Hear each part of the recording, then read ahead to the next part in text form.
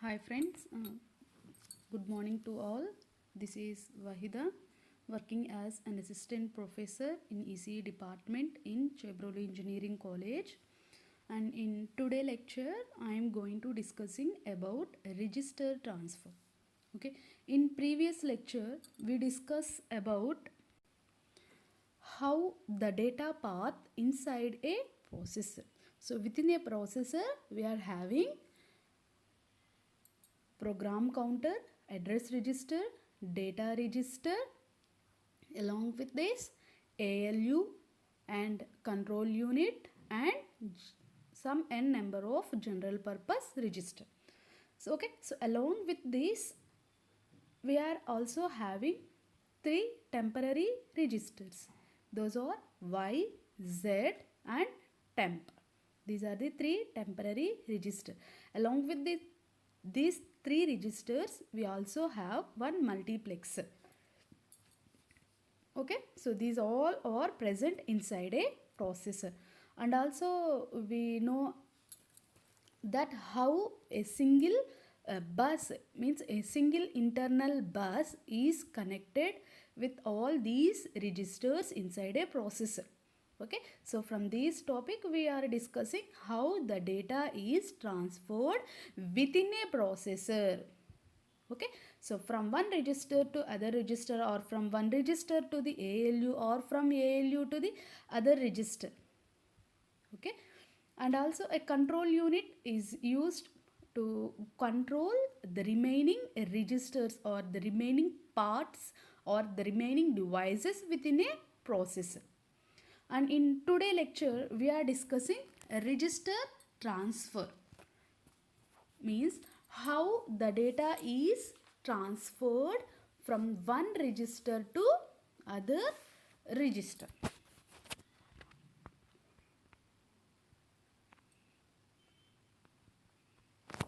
An instruction execution involves a sequence of steps. In order to execute an instruction, we have to follow some sequence of steps in which data are transferred from one register to another register. For each register, for each register we are having two control signals are used to place the content of the register on the bus or to load the data on the bus into the register. Okay, so in order to transfer the data from one register to other register, each register has two control signals. Okay, so by using those control signals, a register places the data onto the bus. Okay, and next, so from bus, okay, the data is loaded on the bus into the register by using two control signals. Okay, see those control signals. So here I am having R1 register. For this R1 register, the two control signals, first control signal is RI suffix in, means this is input control signal for RI register. And next here another control signal, that is RI out. Okay, means out control signal for RI register. So by using RI in control signal, if RI in is set to 1, okay, so during this situation the data on this internal processor bus is going to be loaded into this RI register. Okay, see, whenever the input control signal is set to 1, the data on the bus are loaded into the RI register. Similarly, when RI out is set to 1, okay, so whenever out register out control signal is set to 1 is high, in this situation the content of the register Ri is placed onto the bus.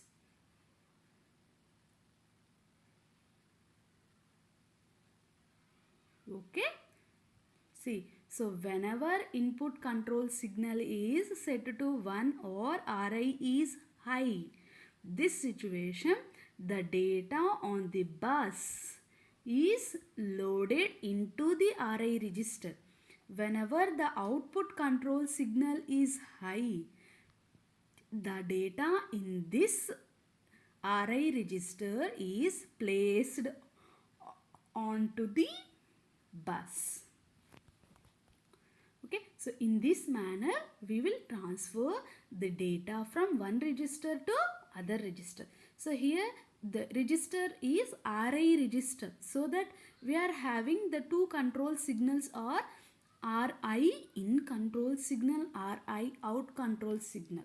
Suppose if I have R1 register, okay, so R1 register have the two control signals. Those are R1 in control signal and R1 out control signal. Okay, so suppose for R4 register have R4 in and R4 out control signal. Each and every register has two control signal. By using those control signal, the data or the content of register on the bus, okay, or loaded the data on the bus into the register. So suppose if I want to transfer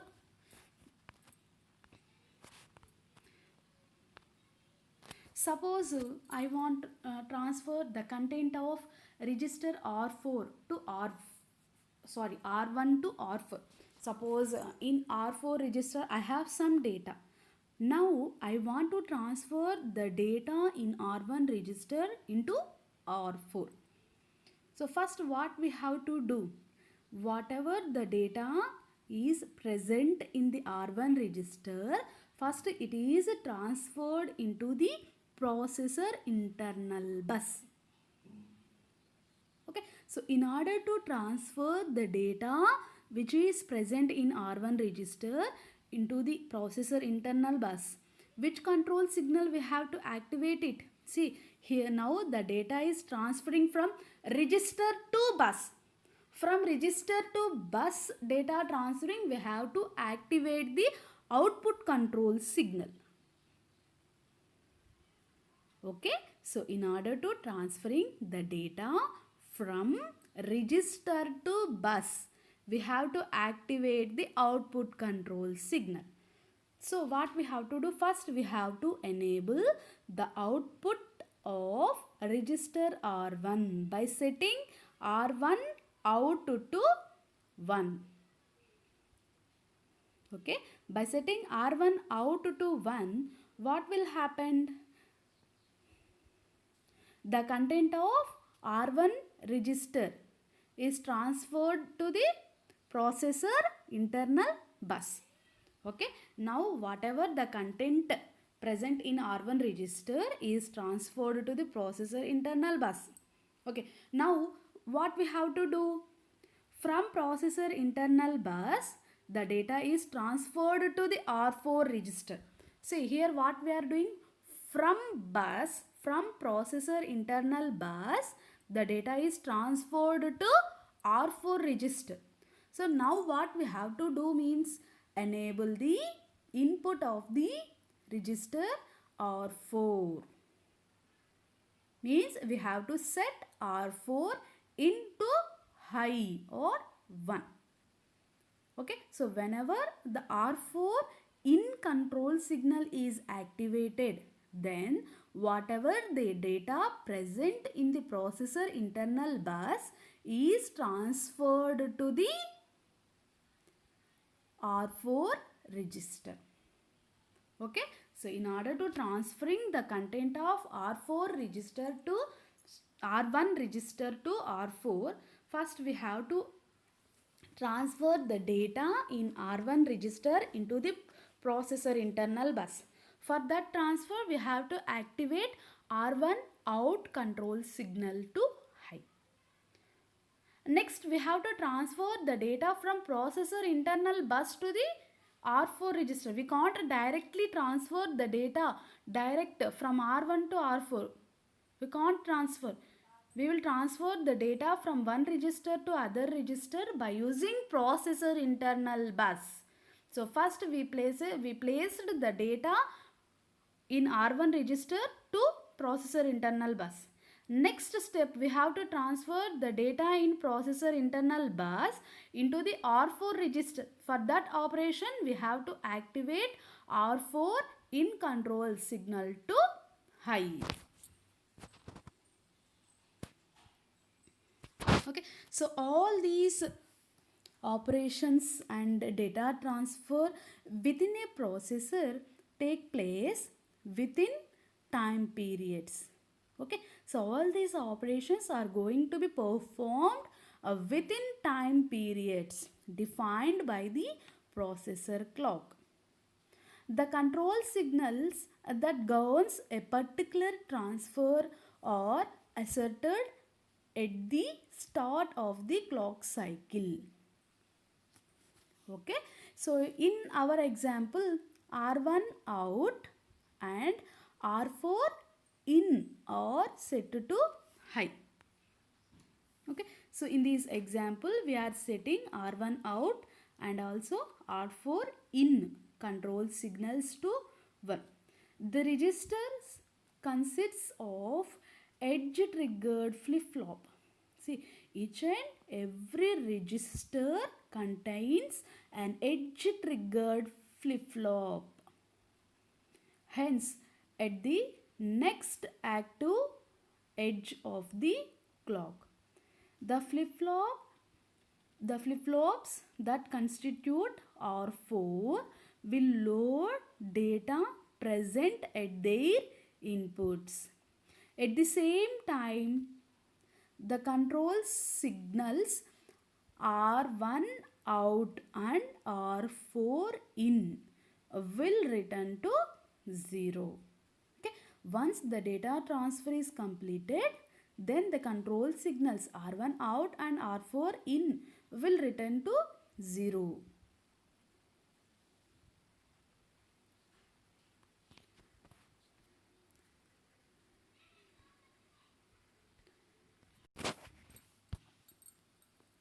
For example, data transfer may use both rising and falling edges of the clock. Also, when edge triggered flip-flops are not used, okay, when edge triggered flip-flops are not used, in this condition we have to use 2 or more clock signals may be needed to guarantee a proper data transfer. Okay, so in order to transfer the data, here for each and the registers are uses the edge triggered flip-flops. They may be either rising edge or falling edge. So if edge triggered flip-flops are not used, then 2 or more clock signals may be needed in order to guarantee the proper transfer of the data. This is known as multi-phase clocking. So if we are increasing the clock pulses, means it comes under the multi-phase clocking. See,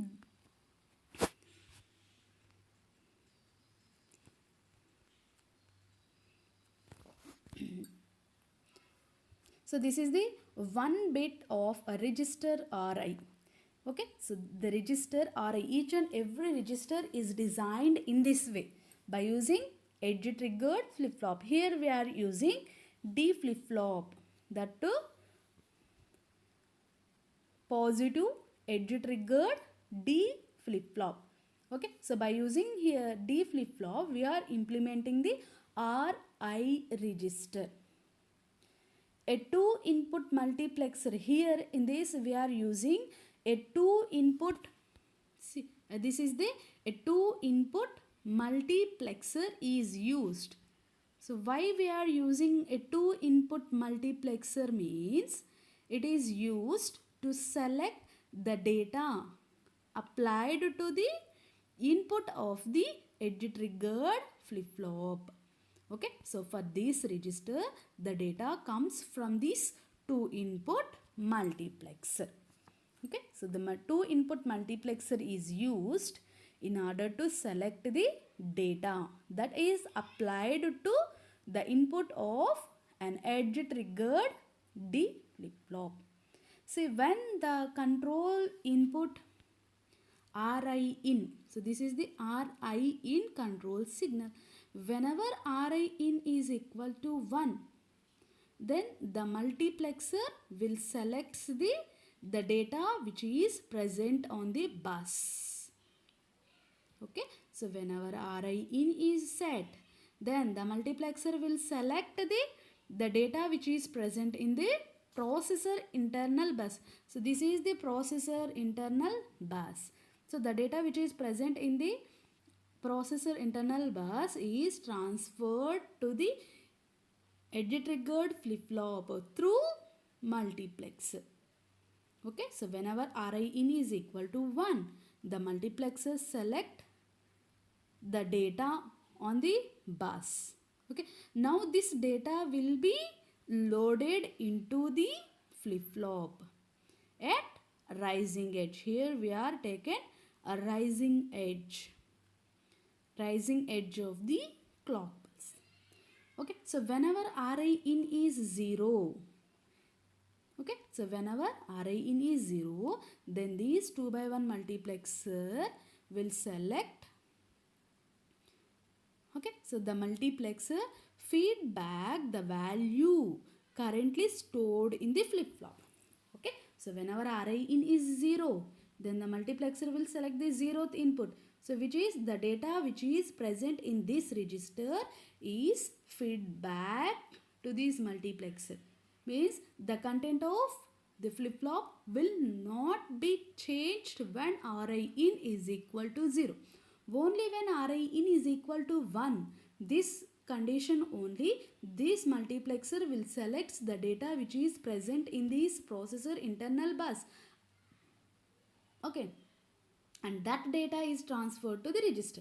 When RI in is equal to 0, then the data which is present in these edge triggered flip flop will never get changes. Okay,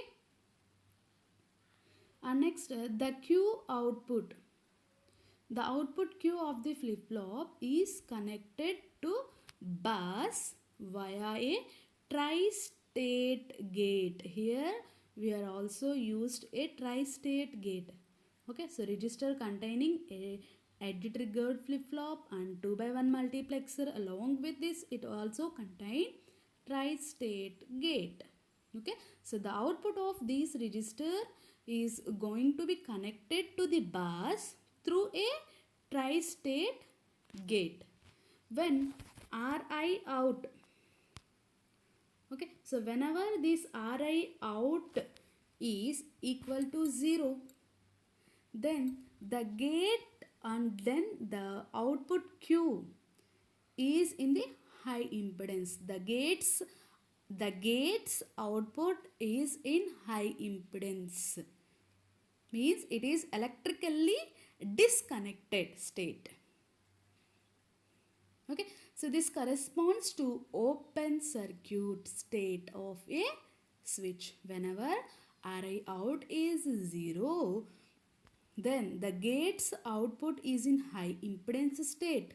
Means it corresponds to the open circuit state, like a switch, open circuit.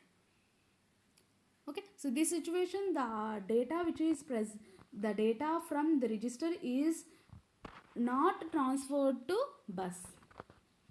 Okay, so whenever RI out is set to 1, whenever RI out is equal to 1, then this tri-state gate drives the bus to either 0 or 1 depending on the value Q.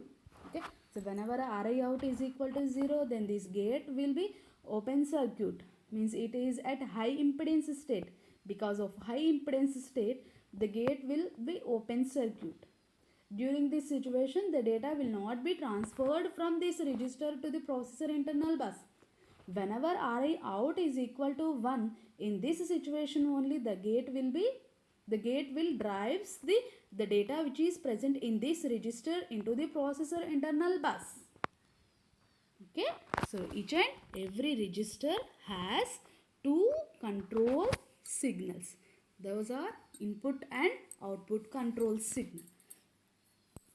Okay, for transferring the data from one register to other register, so must and should we have to transfer the data by using through an internal processor internal bus.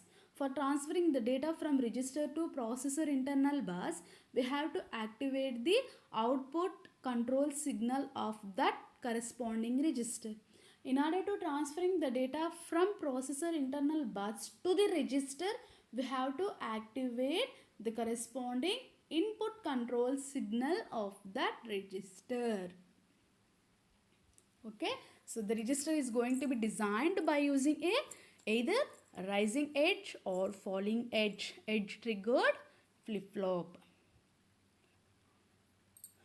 Along with this edge triggered flip-flop, the register will also contain a 2x1 multiplexer and a tri-state gate. Okay, so depending on these control signals, input and output control signals, the data may be transferred from register to the processor internal bus or from processor internal bus to the register. So this is the how the data is transferred from one register to other register within a processor. See, here the data is transferred from one register to other register within a processor by using processor internal bus. Okay, so this is the register transfer operation. Okay, so in next lecture, so once the data is transferred to the ALU has to perform the operation. In next lecture, we will look how ALU will perform the arithmetic and logical operation.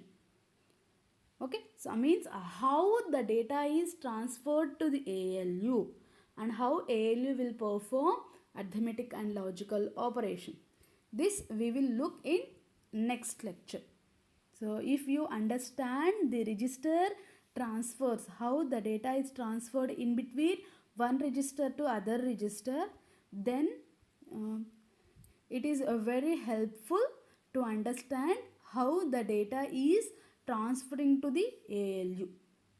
Okay, so once all the operands are transferred to the ALU will perform the operation according to the instruction which is stored in the instruction register. Okay, so the ALU operations and the data transferring, how the data is transferred to the ALU.